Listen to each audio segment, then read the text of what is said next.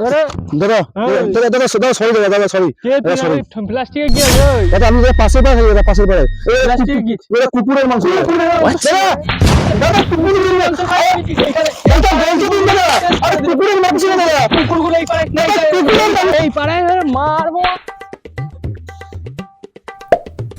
কোন প্রাণী আমি কখনো খাইনি। আরে বাবা তোমার এই হাল করলো কে? কি হলো?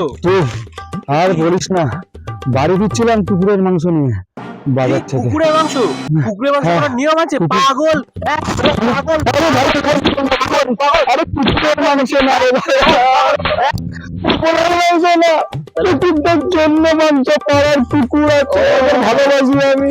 শুনলি না আগের লোক থেকে বললাম মারলো